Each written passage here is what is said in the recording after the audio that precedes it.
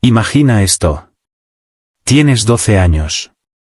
Vas vestida de blanco, el cabello peinado con la punta de una lanza. Fuera se oye cómo se reúne la multitud. Cientos de desconocidos esperan para ver qué pasa a continuación. Tu madre llora, pero aún no sabes por qué. El hombre que conociste una sola vez el mes pasado se acerca a ti, y todos sonríen como si esto fuera lo más normal del mundo. En unas horas entenderás por qué llora tu madre. En unas horas te llevarán en procesión por las calles mientras extraños te gritan obscenidades. Y cuando por fin llegues a una casa que nunca has visto, la peor parte de la noche comenzará en la sala más pública de la vivienda, donde todos podrán oír lo que ocurre después. Esto no es ficción. Esto era una noche de bodas romana. Y lo que estoy a punto de contarte es tan perturbador que la propia Roma intentó borrarlo de la historia. Los rituales que voy a describir fueron documentados por escritores romanos, condenados por los primeros cristianos y luego misteriosamente olvidados, enterrados, como si toda una civilización hubiera decidido colectivamente que algunas tradiciones eran demasiado oscuras para recordarlas. Al final de este relato entenderás por qué los historiadores modernos lo llaman trauma sancionado por el Estado. Sabrás sobre el dios cuyo santuario exigía un último acto de sumisión. Y nunca volverás a mirar la antigua Roma de la misma manera. Pero debo advertirte, esto se pone mucho más oscuro de lo que podrías imaginar. Empecemos con un hecho que debería hacerte detenerte. Según la ley romana, una niña podía casarse legalmente a los 12 años. No a los 16, no a los 14. A los 12.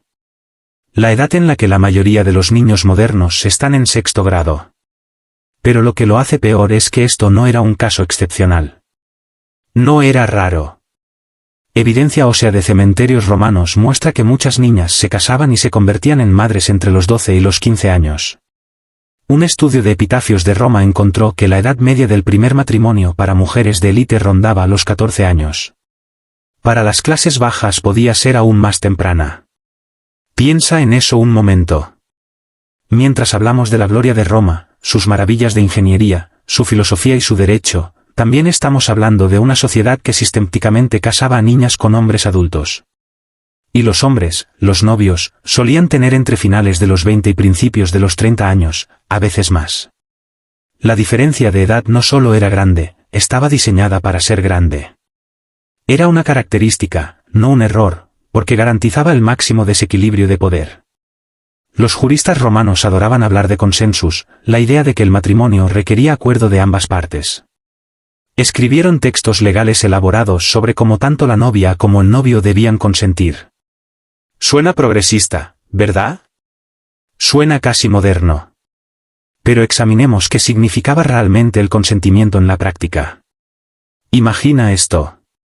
Tienes 13 años. Tu padre es el pater familias, el cabeza de la familia. Bajo la ley romana, su poder sobre ti es casi absoluto. Controla tu propiedad, tu estatus legal, todo tu futuro. Tiene el derecho de patria potestas, el poder paternal, que en la Roma temprana incluso incluía el derecho a ejecutar a sus propios hijos por desobediencia. Ahora, este hombre, cuya palabra es literalmente ley en tu casa, te dice que te casarás con un desconocido de 30 años. Ha elegido a un hombre que le ayudará a avanzar en sus alianzas políticas, a fusionar propiedades o saldar una deuda.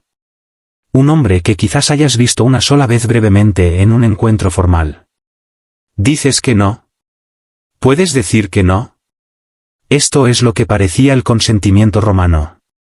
Técnicamente era requerido por ley, pero existía dentro de un sistema tan profundamente coercitivo que la palabra misma se vuelve casi vacía. La forma más antigua de matrimonio romano se llamaba cum manu, literalmente, con la mano, es decir, bajo control. Y el lenguaje legal alrededor de él es escalofriante porque describe el matrimonio usando la misma terminología que se usaba para la transferencia de propiedad. La novia pasaba del manus de su padre al manus de su marido. Pasaba de estar bajo el control legal de un hombre al de otro. No era técnicamente una esclava, el derecho romano era muy claro en esa distinción, pero el lenguaje de propiedad estaba por todas partes. En este arreglo, cualquier propiedad que ella heredara no se convertía en suya. Se convertía en de su marido. Si tenía dinero, ahora era dinero de él. Si recibía regalos, eran regalos de él. Legalmente, era absorbida en la familia de él como si su familia original nunca hubiera existido. Es cierto que hacia el final de la República y durante el Imperio se volvió más común otra forma llamada sinemanú, que daba a las mujeres más independencia. Pero nos vamos a centrar en ese periodo anterior y más oscuro. Porque esos rituales, esas tradiciones, proyectaron una sombra que duró siglos. Y algunos de ellos nunca desaparecieron del todo. El día antes de la boda, la novia pasaba por un ritual de transformación profundamente simbólico. Y cuando entiendes el simbolismo, profundamente perturbador. Le partían el cabello con la punta de una lanza. No con un peine, no con una horquilla decorativa. Una lanza. Específicamente, una lanza que había matado a un gladiador. Deja que eso cale. La herramienta de la violencia, que aún llevaba el recuerdo de la muerte, se usaba para prepararla para el matrimonio. ¿Por qué? Las fuentes antiguas dicen que era por suerte, por fertilidad, por protección. Pero el mensaje es imposible de ignorar: el matrimonio, como la guerra, era conquista, una parte cediendo ante la otra, poder. Luego le arreglaban el cabello en 6 trenzas, el sexcrines, un peinado que aparentemente llevaban las antiguas vestales vírgenes. Vestía una túnica blanca, la túnica recta, tejida al estilo antiguo. Todo en su apariencia estaba diseñado para marcarla como liminal, atrapada entre la niñez y la condición de esposa, entre la casa de su padre y la de su marido, entre su antigua identidad y la nueva. Alrededor de su cintura le ataban el nudo de Hércules, un nudo especial que solo su marido tenía permiso para desatar. En la noche de bodas, en la cama nupcial, el simbolismo era explícito: su cuerpo estaba cerrado y él tenía la llave. Cuando caía la tarde, comenzaba la parte más pública de la ceremonia, la deductio in domum, la procesión hacia la casa del novio. Y aquí es donde el ritual de boda romano deja de parecer ceremonial y empieza a parecer una recreación de la violencia. Porque esta procesión estaba deliberadamente diseñada para imitar uno de los mitos fundacionales de Roma, el rapto de las Sabinas. Probablemente conoces la historia. Según la leyenda, la Roma primitiva tenía escasez de mujeres. Así que Rómulo, el fundador, invitó a los sabinos vecinos a una fiesta. Y entonces los hombres romanos raptaron violentamente a las mujeres sabinas y las obligaron a casarse. Es una de las historias más famosas de Roma, representada en innumerables pinturas y esculturas. Pero aquí está lo perturbador: los romanos no contaban esta historia solo como un capítulo oscuro de su pasado. La celebraban. La recreaban en cada boda de élite. Los escritores antiguos describen la procesión nupcial usando un lenguaje que suena a secuestro. El novio tomaba a su novia. En algunos relatos, literalmente la arrancaba de los brazos de su madre en una lucha fingida. Se esperaba que la novia mostrara pudor, una palabra que significa modestia, vergüenza o reticencia. Debía resistirse, parecer asustada, llorar. Ahora imagina que eres esa niña de 13 años. Te han dicho toda tu vida que esto es normal, que esto es lo que hacen las buenas chicas. Así que representas la resistencia que se espera de ti. Te apartas de tu madre. Dudas en la puerta. Haces el espectáculo apropiado de miedo. Pero aquí está la pregunta que debería perseguirnos: ¿en qué momento el miedo representado se convierte en miedo real? ¿En qué momento el terror ritual se convierte en terror verdadero? ¿En qué punto la actuación se funde con la realidad? Para muchas de estas niñas, tenemos que asumir que el miedo era completamente genuino. Eran niñas entregadas a hombres extraños en una ceremonia pública diseñada para simbolizar su pérdida de autonomía. La actuación y la realidad eran lo mismo. Mientras la procesión avanzaba por las calles de Roma, ocurría algo que suena casi surrealista. La gente se reunía a mirar. Y no solo miraban en silencio. Participaban. Cantaban lo que se llamaban versos fescenninos, canciones que los escritores antiguos describen como obscenas, vulgares y a menudo crueles. No eran suaves bendiciones para un matrimonio feliz. Eran chistes sexuales gráficos, insultos, predicciones groseras sobre la noche de bodas. Los escritores romanos afirmaban que esta tradición cumplía una función importante: la obscenidad servía para ahuyentar a los espíritus malignos que podrían sentirse atraídos por la buena fortuna de la pareja. Los dioses celosos necesitaban distraerse con vulgaridad. Pero pensemos en esto desde la perspectiva de la novia. Te llevan en procesión por las calles de Roma, arrancada de los brazos de tu madre, rodeada de extraños que gritan comentarios sexuales sobre lo que te va a pasar en unas horas. Tienes 12, tal vez 13, tal vez 14 años. Esto no era solo una fiesta. Era un pasillo psicológico diseñado para destruir tu antigua identidad y prepararte para la sumisión.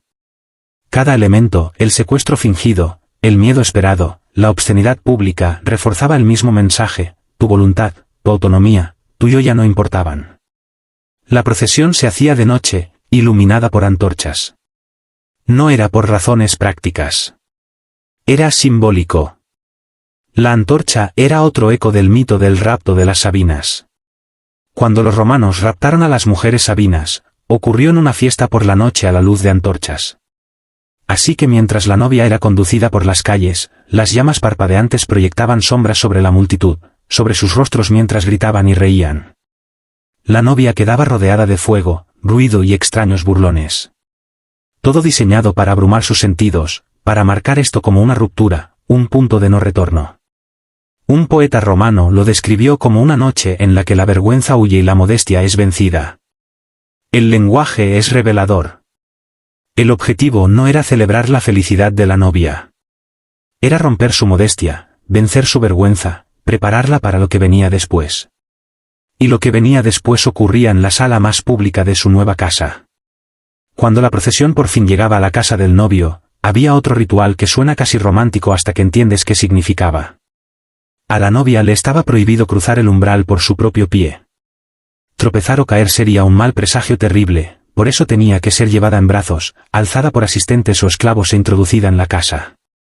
Las fuentes antiguas explican esto como una medida práctica para evitar la mala suerte. Dicen que era para apaciguar a los espíritus del hogar, para comenzar el matrimonio con buen pie. Y tal vez eso fuera todo. Pero hay otra forma de leer este ritual. La novia no entraba a su nueva vida con sus propios pies. No caminaba hacia esta casa por su propio poder. Era traída, cargada, pasiva. Desde el primer momento, el mensaje era claro: esta no es tu casa. No estás aquí por tu propia elección ni por tu propio movimiento. Estás aquí porque te han traído. Una vez dentro, de pie en el atrium, el gran corazón público de la casa romana, la novia realizaba uno de los rituales más famosos del matrimonio romano. Recitaba las palabras: Ubi tu Gaius, ego Gaia. Donde tú estés, Gallo, yo soy Gaia. Probablemente ninguno de los dos se llamaba realmente Gallo o Gaia. Eran nombres genéricos, como decir Juan y María. Pero lo que importa es el significado de la frase. No era: te seguiré, ni te apoyaré, ni siquiera te obedeceré. Era algo más fundamental: donde tú estés, yo estoy. Tu ubicación define mi ubicación. Tu identidad absorbe mi identidad. Los estudiosos modernos debaten cuánto se usaba realmente esta frase. Algunos creen que podía ser más un ideal que los escritores describían que algo que dijera realmente cada novia. Pero el hecho de que se presentara como el ideal nos dice todo lo que necesitamos saber sobre lo que se suponía que debía ser el matrimonio romano. La novia declaraba que ya no existía como entidad separada. Ahora era una extensión de su marido. Donde él estuviera, ella estaría. Lo que él fuera, ella sería. Era la muerte de una identidad y el nacimiento de otra. Pero a diferencia de una muerte natural, esta era pública, ritualizada y forzada. Ahora tenemos que hablar del espacio donde ocurría todo esto, el atrium. En una casa romana, el atrium no era un espacio privado. Era la sala más pública de toda la vivienda. Allí la familia recibía a los invitados, se hacían negocios, se exhibía la riqueza y el estatus, y estaba el larario con las imágenes de los antepasados vigilando todo. Y allí se colocaba la cama nupcial. No en un dormitorio privado, en el atrium. Esta colocación era intencionada. El lectus genialis, la cama matrimonial, era un mueble importante, ricamente decorado, cubierto con telas finas. Estaba hecho para ser visto. Era un símbolo de la fertilidad de la familia, de su continuidad, de su legitimidad. Pero esto significa en la práctica que todo lo que estaba a punto de ocurrir ocurriría en el espacio más público de la casa, rodeado de símbolos de honor familiar y expectativa ancestral, en una sala donde apenas unas horas antes habían estado celebrando los invitados. La privacidad, tal como la entendemos nosotros, no existía para la novia romana en su noche de bodas. Estamos a punto de llegar a la parte del ritual que los historiadores debaten y que los primeros cristianos llamaron obscena más allá de toda descripción. Pero antes, si estás encontrando este descenso a las tradiciones más oscuras de Roma tan perturbador y fascinante como yo, dale like y suscríbete. Vamos donde la historia convencional teme pisar, desenterrando las historias que las civilizaciones antiguas intentaron enterrar. Y confía en mí, lo que viene a continuación es exactamente la razón por la que querían que esto se olvidara. Existe un mito persistente sobre las noches de bodas romanas que necesito abordar directamente porque suele exagerarse. Pero el núcleo de verdad ya es lo bastante perturbador. El mito dice que la consumación era un espectáculo completamente público, que los invitados miraban, que las cortinas alrededor de la cama quedaban abiertas, que era básicamente una representación. Los historiadores modernos están bastante seguros de que esto es una exageración. No hay evidencia sólida de que la consumación misma fuera presenciada por multitudes. Pero, y esto es importante, la verdad ya es lo bastante perturbadora sin esa exageración. La cama estaba en el atrium. La puerta del dormitorio, si es que había una habitación separada, probablemente se dejaba entreabierta. Los asistentes esperaban cerca. La prónuba, la matrona de honor que debía guiar a la novia, solía estar justo afuera. Así que, aunque probablemente no había gente mirando activamente, tampoco había nada que nosotros reconoceríamos como privacidad. La novia sabía que había gente cerca. Sabía que podían oír. Sabía que lo que le estaba pasando ocurría en un espacio que apenas unas horas antes había estado lleno de invitados. ¿Recuerdas el nudo de Hércules? El nudo especial alrededor de la cintura de la novia que la marcaba como vedada, cerrada, aún no reclamada. Este era el momento en que se desataba. Y solo el marido podía desatarlo. Las fuentes antiguas lo presentan como un momento tierno, un desafío de habilidad y destreza. Algunos escritores sugieren que si el marido luchaba con el nudo, era señal de que el matrimonio enfrentaría dificultades. Si lo desataba con suavidad, significaba fertilidad y prosperidad. Pero quita el marco romántico y mira lo que realmente ocurría. Un hombre adulto está desvistiendo a una niña porque ella solía tener entre 12 y 14 años en un acto ritualizado que todos los presentes entendían como el preludio de la consumación. El nudo se llamaba nudo de Hércules. Hércules, el mayor héroe de la mitología clásica, famoso por su fuerza, su violencia, su conquista de monstruos. Ese es el simbolismo elegido para este momento. No suave, no tierno. El simbolismo es conquista. Quiero ser muy claro en algo, porque es fácil leer estos rituales en abstracto y no pensar en la realidad. Estamos hablando de hombres adultos de finales de los 20, 30 años o más, a los que se les daba acceso legal a los cuerpos de niñas de 12, 13 o 14 años. Niñas que no habían elegido a sus maridos. Niñas que habían sido entregadas por sus padres en una transacción de poder que no tenía nada que ver con su voluntad o deseo. Los historiadores modernos ya no dan rodeos. Usan palabras como coerción. Usan palabras como abuso institucional. Porque eso es lo que era. El derecho romano intentaba presentarlo como consensual. La cultura romana intentaba presentarlo como sagrado y tradicional. Pero ninguna cantidad de ritual o lenguaje legal cambia la realidad fundamental, eran niñas entregadas a hombres adultos para tener relaciones sexuales. Y todo el peso de la sociedad romana estaba organizado para que eso pareciera normal. La prónuba solía ser una mujer casada, a menudo una pariente, cuya tarea era guiar a la novia durante la noche de bodas. Se suponía que era una presencia tranquilizadora, alguien que ya había pasado por esto y podía ofrecer consuelo y consejos. Pero piensa en lo que realmente implicaba ese papel. Estaba allí para asegurarse de que la novia siguiera adelante, para calmarla si entraba en pánico, para animarla si se resistía, para garantizar esencialmente que la transacción se completara. Algunas fuentes sugieren que la prónuba se quedaba fuera de la puerta, no mirando, pero presente, disponible, lista para intervenir si era necesario. ¿Intervenir para qué? ¿Qué tipo de intervención podría ser necesaria en una noche de bodas? Las fuentes no lo dicen explícitamente, pero la implicación es clara, su rol no era realmente de consuelo. Era de cumplimiento. Ahora llegamos a la parte de la historia tan controvertida que los historiadores convencionales suelen saltársela por completo. Y necesito ser muy cuidadoso aquí porque nuestras fuentes para esto son problemáticas. Casi todo lo que sabemos sobre este ritual proviene de escritores cristianos romanos tardíos. Gente como San Agustín, que intentaban activamente hacer que el paganismo pareciera lo más depravado posible. Tenían una agenda. Estaban escribiendo propaganda. Pero describen una práctica de culto tan perturbadora que tenemos que examinarla al menos, aunque no podamos estar seguros de que realmente ocurriera. El nombre del dios era Mutinus Tutunus, o a veces Mutunus Tutunus, una deidad de la fertilidad cuyo culto involucraba una efigie sagrada, y esa efigie era un falo gigante. Según estas fuentes cristianas hostiles, antes de la noche de bodas propiamente dicha, la novia tenía que realizar un último ritual. La llevaban a un santuario o espacio sagrado donde estaba la efigie de Mutinus Tutunus. Y allí, delante de testigos, la obligaban a sentarse sobre ella. El propósito declarado era la fertilidad. Se suponía que aseguraba que pudiera tener hijos. Se presentaba como una bendición, un derecho sagrado que la conectaba con el poder del Dios. Pero llamemos a esto por su nombre, si esta práctica realmente existió y es un gran sí, era una violación sexual institucionalizada disfrazada de ceremonia religiosa. Aquí está el problema, tenemos que ser extremadamente escépticos con estos relatos. ¿Por qué? Porque solo aparecen en fuentes cristianas que intentaban activamente demonizar las prácticas paganas. Ningún escritor romano pagano describe jamás este ritual.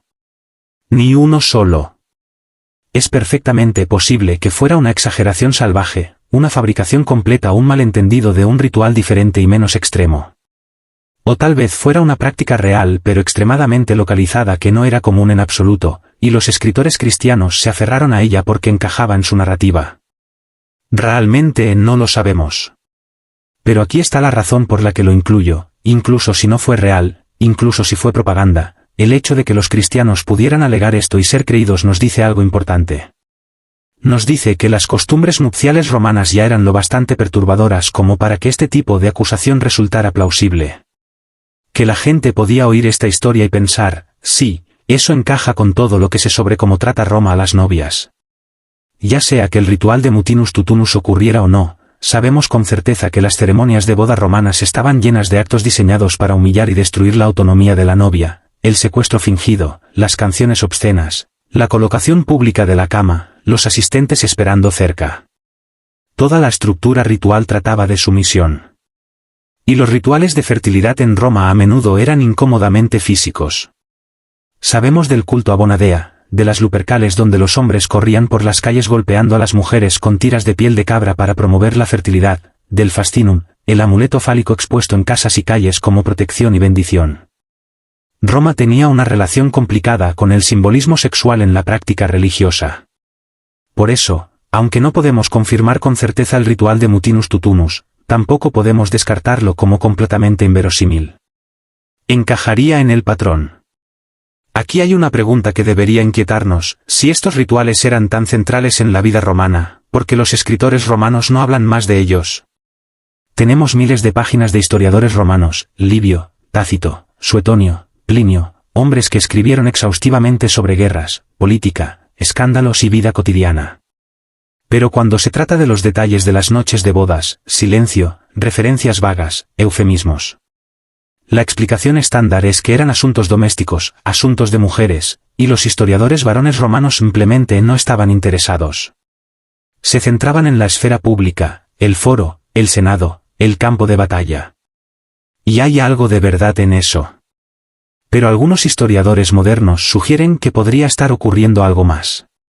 A medida que Roma se volvía más sofisticada, a medida que el imperio se expandía y absorbía la cultura griega, a medida que la filosofía evolucionaba y los sistemas legales se volvían más complejos, ciertas prácticas arcaicas empezaron a parecer embarazosas. A los romanos les encantaba presentarse como civilizados, como la culminación de los logros humanos, como el pueblo que llevó la ley y el orden a un mundo caótico. Y sin embargo allí estaban, todavía recreando secuestros rituales, todavía casando a niñas de 12 años con hombres de 30, todavía llevando a cabo noches de bodas que parecían más trauma institucionalizado que celebración romántica. Algunos historiadores argumentan que hacia el final de la República y principios del Imperio, los romanos educados ya intentaban distanciarse de estas prácticas. Mantuvieron los rituales porque la tradición era sagrada, pero dejaron de hablar de ellos porque empezaban a ser conscientes de cómo se veían. Cuando el cristianismo se apoderó de Roma, comenzó una enorme reescritura histórica. Los primeros cristianos se sentían profundamente incómodos con la sexualidad pagana. Estaban especialmente incómodos con rituales que parecían implicar coerción o espectáculo público. Así que hicieron dos cosas. Primero, condenaron estas prácticas en los términos más fuertes posibles, a veces exagerándolas para hacer que el paganismo pareciera peor. Segundo, trabajaron para reemplazarlas con ceremonias matrimoniales cristianas que enfatizaban valores diferentes. Con el tiempo, los viejos rituales se desvanecieron. Nuevos tomaron su lugar, y el recuerdo de lo que realmente implicaban las noches de bodas romanas se volvió borroso, luego incierto, luego casi mitológico. Para la época medieval, cuando la cultura europea miraba hacia Roma como su ancestro cultural, había un fuerte incentivo para recordar las partes buenas, el derecho, la ingeniería, la filosofía y olvidar las partes incómodas. Quizá te preguntes por qué estoy dedicando tanto tiempo a desenterrar rituales de boda de hace 2000 años. ¿A quién le importa? Es historia antigua. Pero aquí está por qué importa, porque nos enseñan a reverenciar a Roma. Es el fundamento de la civilización occidental. Nuestros sistemas legales, nuestras estructuras de gobierno, nuestra arquitectura, todo se remonta a Roma. Cuando la gente habla de valores tradicionales o del mundo clásico, se refiere a Roma. Y si vamos a reclamar a Roma como nuestro ancestro cultural, necesitamos ser honestos sobre qué incluye esa herencia. No solo el Coliseo y los acueductos, sino también el control sistemático de los cuerpos de las mujeres. No solo la filosofía y el derecho, sino también el trauma sancionado por el Estado de las noches de bodas. La historia no es solo celebrar logros. Es entender sistemas de poder y cómo se perpetúan. Y los rituales de boda de Roma fueron una clase magistral de control social, como tomar a un ser humano con autonomía y voluntad y desmontarlo sistemáticamente hasta que la sumisión parezca natural. Así que la próxima vez que veas una pintura romantizada de la antigua Roma, estatuas de mármol, togas nobles, senadores debatiendo filosofía, recuerda lo que ocurría en las casas. Recuerda a las niñas de 12 años vestidas con puntas de lanza. Recuerda a las multitudes gritando obscenidades mientras las novias eran paseadas por las calles. Recuerda las camas nupciales colocadas en salas públicas donde la privacidad era imposible. Recuerda que el poder no se expresa solo a través de leyes y ejércitos. A veces el poder más absoluto se ejerce en los momentos más íntimos, disfrazado de tradición, bendecido por la religión y convenientemente olvidado cuando se vuelve embarazoso. Los romanos intentaron borrar esto de la historia. Los primeros cristianos intentaron borrarlo. La cultura moderna intenta ignorarlo. Pero la evidencia sigue ahí si sabes dónde buscar. Y ahora tú sabes dónde buscar. Si este descenso a los rincones más oscuros de la historia cambió la forma en que ves el mundo antiguo, dale like y suscríbete. No estamos aquí para hacer que el pasado parezca noble. Estamos aquí para mostrarte lo que realmente sucedió. Y confía en mí, hay muchas más historias que las civilizaciones intentaron enterrar.